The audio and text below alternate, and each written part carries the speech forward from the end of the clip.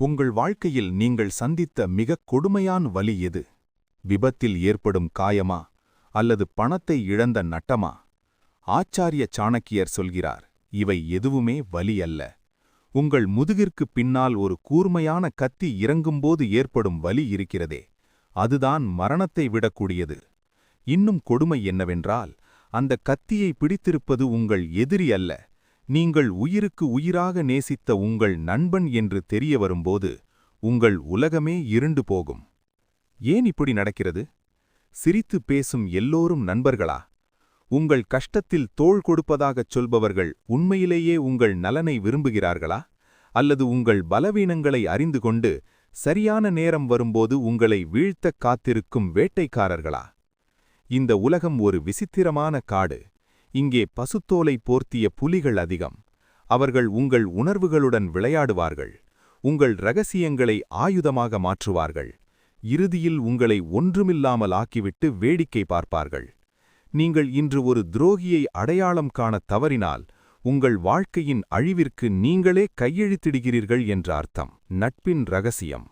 இந்த காணொளியில் ஆச்சாரிய சாணக்கியர் தனது சீடன் சந்திரகுப்தனுக்கு கற்பித்த நட்பின் இரகசியங்களை நாம் விரிவாக பார்க்கப் போகிறோம். ஒரு மனிதனை நண்பனாக ஏற்கும் முன் அவனை எப்படியெல்லாம் சோதிக்க வேண்டும்? நச்சு நண்பர்களை அடையாளம் காண்பது எப்படி?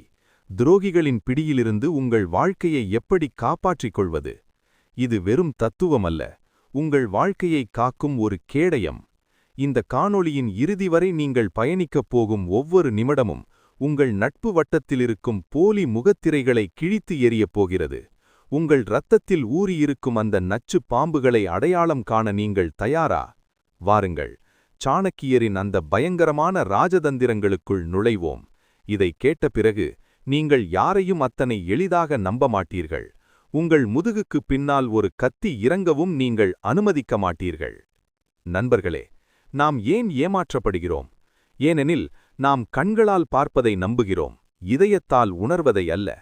சாணக்கியர் கூறுகிறார், முகம் மலரப் பேசி உள்ளத்தில் நஞ்சை வைத்திருப்பவன் மேலே பால் ஊற்றப்பட்ட நச்சு கோப்பை போன்றவன். அத்தகையவர்களை எப்படி அடையாளம் காண்பது? வகை 1. முகஸ்துதி செய்பவர்கள். உங்களை எப்பொழுதும் புகழ்ந்து கொண்டே இருப்பவர்கள் மீது மிகுந்த எச்சரிக்கையாக இருங்கள். உங்கள் ஒரு தவறு செய்யும்போது அதை சுட்டிக்காட்டாமல், நீ செய்தது சரிதான், நீ ஒரு வீரன் என்று உங்களை உசுப்பியேற்றி விடுபவன் உங்கள் நண்பன் அல்ல, அவன் உங்கள் வீழ்ச்சியை ரசிப்பவன். உண்மையான நண்பன் ஒரு கசப்பான மருந்தை போன்றவன். அவன் சொல்லும் உண்மைகள் உங்கள் காதுகளுக்கு வலிக்கலாம், ஆனால் அவை உங்கள் வாழ்க்கையை குணப்படுத்தும். போலி நண்பர்களோ இனிப்பான நஞ்சை போன்றவர்கள். அவர்கள் பேசும் ஒவ்வொரு சொல்லும் உங்கள் செவிகளுக்கு தேனாக இருக்கும், ஆனால் அவை உங்கள் இரத்தத்தில் மெல்ல மெல்ல நஞ்சை கலக்கும். கண்ணாடி உங்கள் முகத்திலுள்ள அழுக்கை காட்டும், ஆனால் முகஸ்துதி செய்பவன் அந்த அழுக்கின் மேல் தங்க முலாம் பூசி உங்களை அழுகச் செய்வான். வகை 2. சுயநலவாதிகள். இரண்டாவது வகை தேவைக்காக வரும் நண்பர்கள். உங்கள் கையில் செல்வம் இருக்கும்போது, உங்கள் அதிகாரம் உச்சத்தில் இருக்கும்போது உங்களைச் சுற்றி ஒரு கூட்டம் போல மொய்ப்பார்கள். உங்களுக்கு ஒரு சிறு கஷ்டம் என்று வரும்போது அவர்கள் அனைவரும் மாயமாக மறைந்து விடுவார்கள். சாணக்கியர் ஒரு மிகச்சிறந்த உதாரணத்தைச் சொல்கிறார். ஒரு காய்ந்த மரத்தில் பறவைகள் தங்குவதில்லை, வற்றிய குட்டையில் மீன்கள் இருப்பதில்லை. அதுபோலவே பயனில்லாத இடத்தில் சுயநலவாதிகள் தங்குவதில்லை. உங்கள் கஷ்டகாலத்தில் உங்கள் அழைப்பை ஏற்க மறுப்பவன் யாரோ அவனே உங்கள் முதல் எதிரி. அவன் உங்கள் நண்பனாக இருந்த காலமெல்லாம் அவன் உங்களை ஒரு ஏணியாக மட்டுமே பயன்படுத்திக் கொண்டிருக்கிறான். அந்த ஏணியின் உச்சத்தில் அவன் ஏறியதும் ஏணியை உதைத்துத் தள்ள அவன் தயங்க மாட்டான். இத்தகைய மனிதர்களை அடையாளம் காண நீங்கள் பெரிய அறிவாளியாக இருக்க வேண்டிய அவசியமில்லை. உங்கள் கஷ்டகாலத்தில் உங்கள் பக்கம் நின்று பார்த்தாலே போதும், உண்மையான முகங்கள் தானாக தெரியும். வகை 3. இரகசிய வேட்டைக்காரர்கள். இவர்கள் உங்களிடம் மிகவும் நெருக்கமாக பழகி உங்கள் குடும்ப இரகசியங்களையும் உங்கள் பலவீனங்களையும் உங்கள் கடந்தகால தவறுகளையும் கேட்டு தெரிந்து கொள்வார்கள். யாரிடமும் சொல்ல மாட்டேன் என்று சத்தியம் செய்வார்கள். ஆனால் அவர்களுக்கு உங்களை விட சிறந்த ஒரு வாய்ப்பு கிடைக்கும்போது உங்கள் இரகசியங்களை அவர்கள் சந்தையில் ஏலம் விடுவார்கள்.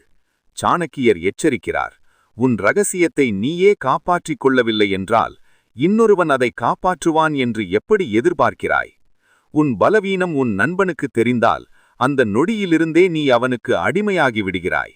ஒருவேளை அவன் நல்லவனாக இருந்தாலும் காலம் அவனை மாற்றக்கூடும். எனவே உங்கள் மனதின் ஆழமான அறையை யாருக்கும் திறந்து காட்டாதீர்கள். சாணக்கியரின் 4 சோதனைகள். நண்பர்களே, ஒரு தங்கத்தை வாங்குவதற்கு முன்பு அதை உறைகல்லில் தேய்த்து பார்ப்பது போல ஒரு மனிதனை உங்கள் இதயத்தில் அமர வைப்பதற்கு முன்பு அவனை 4 விதமாக சோதிக்க வேண்டும் என்கிறார் ஆச்சாரிய சாணக்கியர். தியாகம். தன் சுயநலத்திற்காக உங்களை பயன்படுத்திக் கொள்கிறானா அல்லது உங்கள் நலத்திற்காக தன் சிறு இலாபத்தை விட்டுக் கொடுக்கிறானா என்பதை கவனியுங்கள். எவன் ஒருவன் தன் தேவையை விட உங்கள் தேவையை உணர்ந்து நிற்கிறானோ அவனே உண்மையான தோழன். 2வது, குணம். ஒருவன் மற்றவர்களிடம் எப்படி நடக்கிறான் என்பதை பொறுத்தே அவன் உங்களிடம் எப்படி நடப்பான் என்பது அமையும்.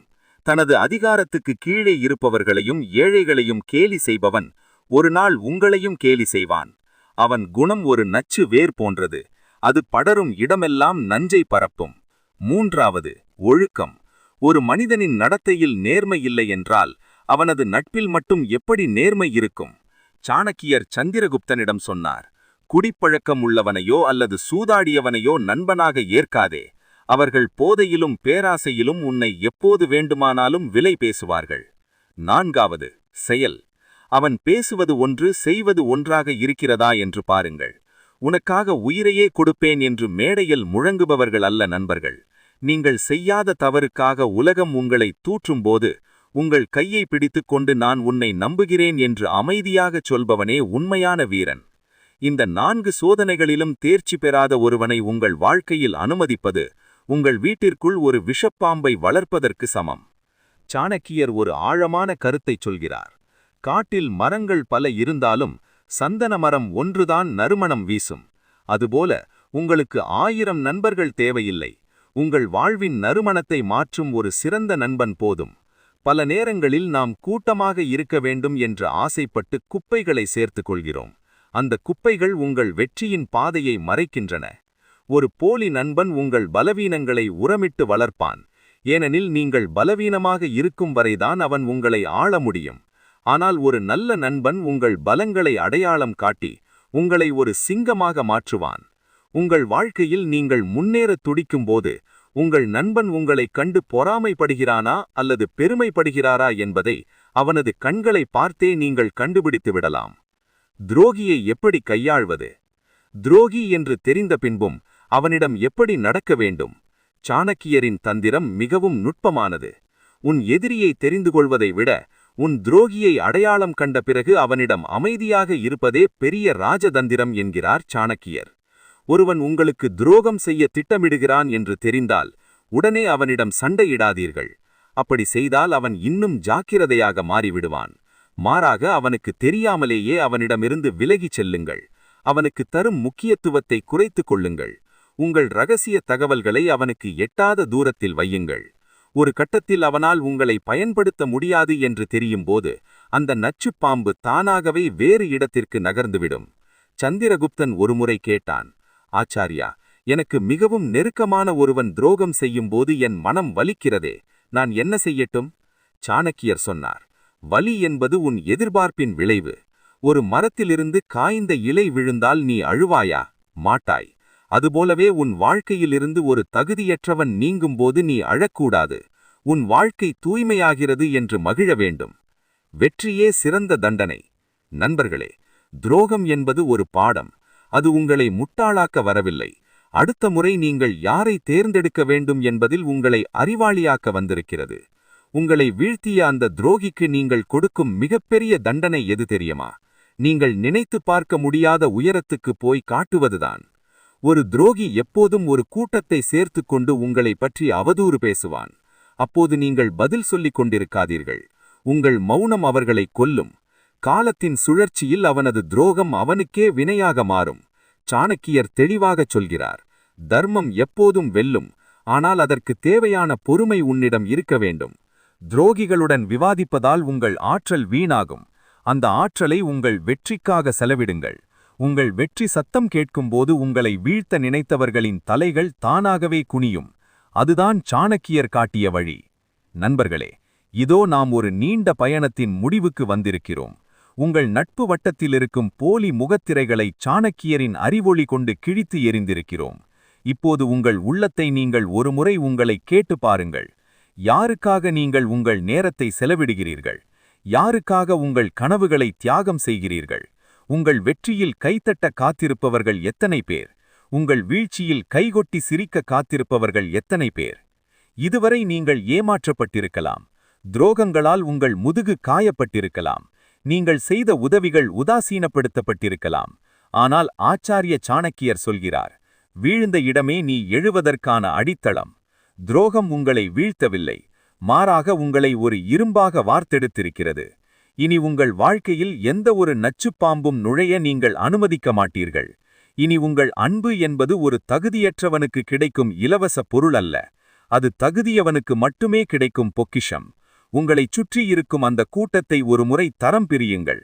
உங்கள் வளர்ச்சியை பார்த்து பொறாமைப்படுபவர்களை அந்த நொடியே உங்கள் வாழ்க்கையிலிருந்து வெட்டி எறியுங்கள். ஒரு சிங்கம் காட்டிற்குள் தனியாகவே நடந்தாலும் அதற்கொரு கம்பீரம் இருக்கிறது.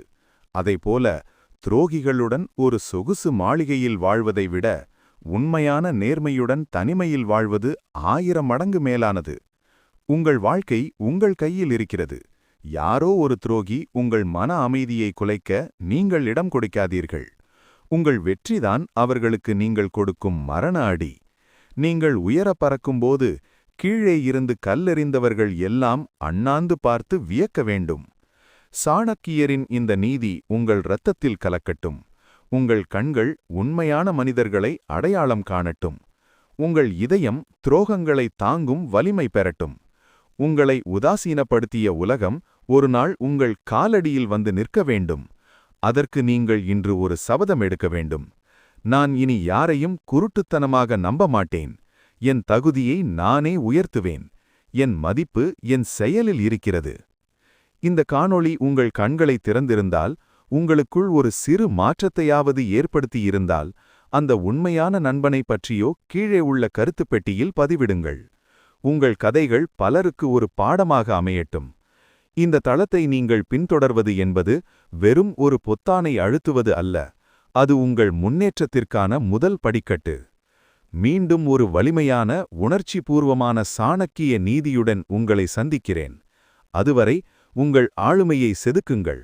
நீங்கள் ஒரு வெற்றியாளர் என்பதை உலகுக்கு நிரூபியுங்கள். இந்த தகவல் உங்கள் கண்களை திறந்திருந்தால் ஒரு லைக் செய்து உங்கள் ஆதரவை தெரிவியுங்கள். உங்களுக்கு பிடித்த நண்பருக்கும் அதே சமயம் துரோகிகளால் பாதிக்கப்பட்டவர்களுக்கும் இந்த வீடியோவை ஷேர் செய்து விழிப்புணர்வை ஏற்படுத்துங்கள். உங்கள் ஆளுமையை செதுக்கி வாழ்க்கையில் வெற்றியாளராக மாற இப்போதே நமது சேனலை சப்ஸ்கிரைப் செய்து அந்த பெல் ஐகானையும் கிளிக் பண்ணுங்க. சாணக்கியரின் அறிவுத்தி உங்கள் வாழ்க்கையை ஒளிர செய்யட்டும்.